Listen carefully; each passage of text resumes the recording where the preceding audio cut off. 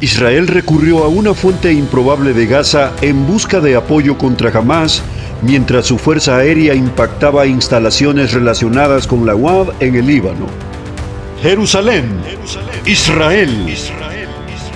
En el contexto de los enfrentamientos en Gaza y el norte de Israel, el gobierno israelí ha recurrido a una fuente poco convencional en su esfuerzo por debilitar a Hamás, mientras sus fuerzas aéreas han llevado a cabo ataques contra objetivos vinculados al desarrollo de vehículos aéreos no tripulados, UAV, en el Líbano. En Jerusalén, medios locales informaron que el líder de la oposición, Avigdor Lieberman, generó controversia al revelar que Israel ha estado colaborando con ciertos clanes familiares en Gaza que históricamente se han mostrado contrarios al control de Hamás en la región. Esta cooperación tendría como objetivo fomentar la resistencia interna contra la organización armada que gobierna Gaza desde 2007.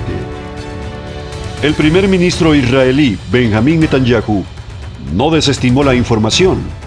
En declaraciones recientes afirmó: siguiendo las recomendaciones de las autoridades de seguridad, activamos clanes en Gaza que se oponen a Hamás. ¿Qué hay de malo en esto?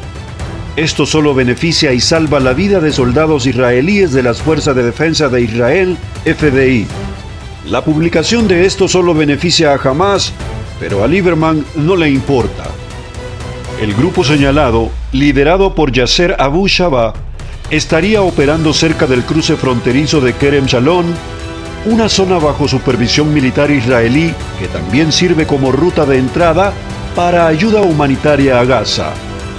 Según informes, el grupo cuenta con aproximadamente 300 integrantes y ha sido visto por elementos de Hamás con una fuerza que complica sus operaciones locales.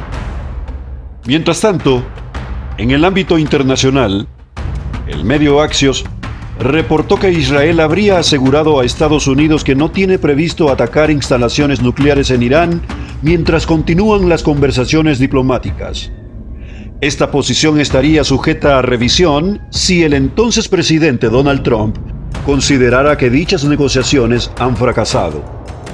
Según Axios, el presidente habría advertido al primer ministro israelí que no tomara acciones militares unilaterales durante el proceso diplomático, aunque también dejó claro esa postura.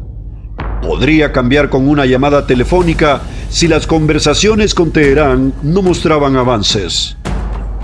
En el frente norte, las fuerzas de defensa de Israel llevaron a cabo ataques dirigidos contra centros de producción y almacenamiento de UAV en Beirut y el sur del Líbano, áreas identificadas como puntos estratégicos de la unidad aérea 127 del grupo Hezbollah.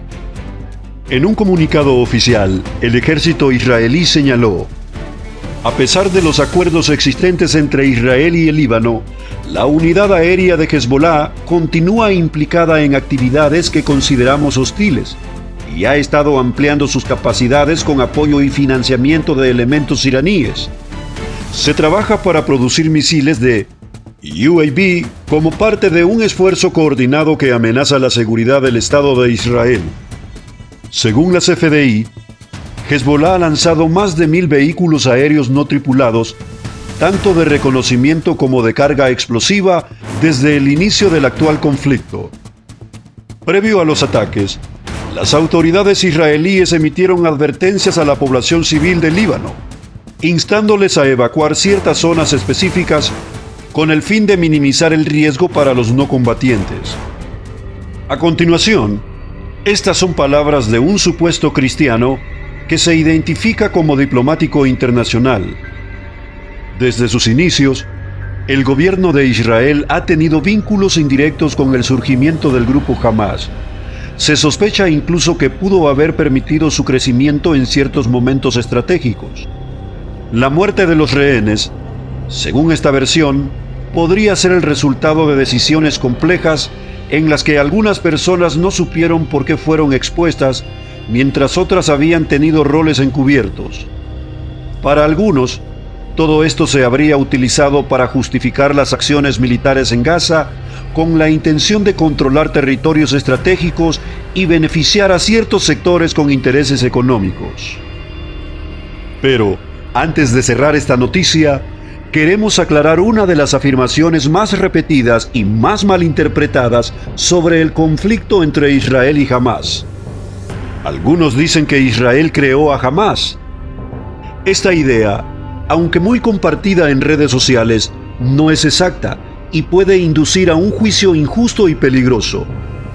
Lo que ocurrió realmente fue lo siguiente.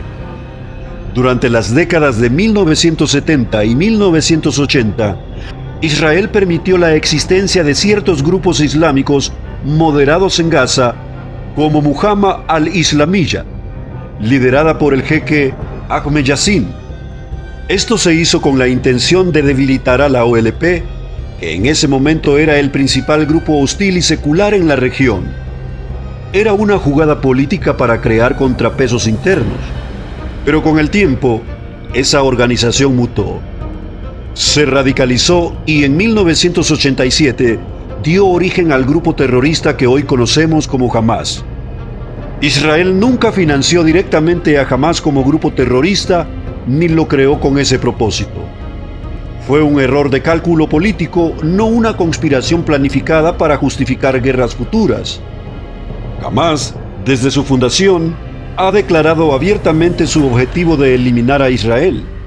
Su carta fundacional de 1988 está disponible públicamente y llama a la destrucción del Estado judío y al asesinato de judíos, no como estrategia política, sino como mandato religioso. Decir que Israel creó a Hamás es como decir que Estados Unidos creó el terrorismo islámico por haber entrenado a grupos durante la Guerra Fría. No. Los errores geopolíticos existen, pero la responsabilidad del terrorismo es 100% de quienes lo ejecutan y lo promueven. Tampoco es cierto que los ataques del 7 de octubre de 2023 fueron un montaje. Las evidencias forenses, los videos, los testimonios de sobrevivientes y las investigaciones internacionales los confirman. Más de 1.200 civiles israelíes fueron eliminados brutalmente y docenas de rehenes fueron secuestrados. Negar esto es faltar a la verdad y a la memoria de las víctimas. Israel tiene derecho, como cualquier país soberano, de defenderse frente a una organización que lanza cohetes desde hospitales, esconde armas en escuelas y cava túneles debajo de barrios residenciales. Es una guerra compleja, urbana y llena de dilemas morales. Pero eso no convierte el derecho a la defensa en un genocidio. Finalmente, invitamos a quienes comparten estas ideas a informarse con fuentes confiables, medios internacionales serios, reportajes independientes. Usar tu voz para difundir narrativas conspirativas sin pruebas no ayuda a la causa de la justicia ni de la paz, solo alimenta el odio y la desinformación. La verdad es un compromiso. Que no te usen como eco del engaño.